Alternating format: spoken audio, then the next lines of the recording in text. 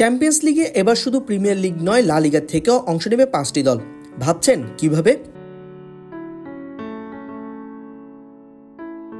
UEFA champions লিগের গঠন বদলে ফেলেছে।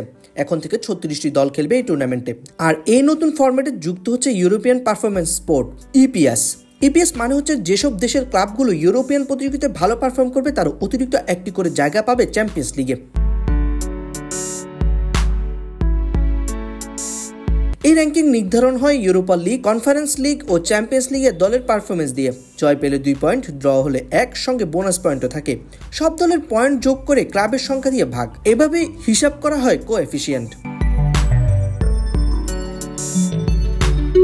8 এপ্রিল চ্যাম্পিয়ন্স লিগ কোয়ার্টার ফাইনালে আর্সেনালের দুর্দান্ত জয় নিশ্চিত করে ইংল্যান্ডের শীর্ষ 2-এ থাকা। আর 11 এপ্রিল ইউরোপা লিগে অ্যাটলেটিকো বিলবাওর জয় নিশ্চিত হয় স্পেনের 2য় স্থান।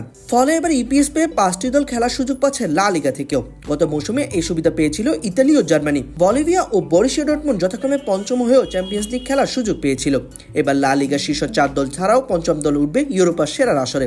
বিলবাও, ভিয়ারিয়াল, বেতিস আর সেল্তা ভিগোর মধ্যে চলছে তুমুল লড়াই এই স্পোর্টের জন্য। প্রিমিয়ার লিগের লড়াই আরও জমজমাট। Man U, Chelsea, Aston Villa সবাই দৌড়াচ্ছেন পঞ্চম স্থানের জন্য।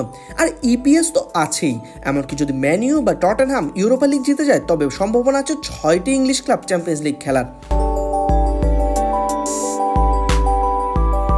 নতুন কাঠামো, নতুন রোমাঞ্চ ও স্প্যানিশ ক্লাবগুলো বরাবরই ইউরোপিয়ান আসরে ভালো করে আসছে। তাই স্প্যানিশ আরেকটা দল বাকি সব দলের অবশ্যই চিন্তায় বাড়াবে।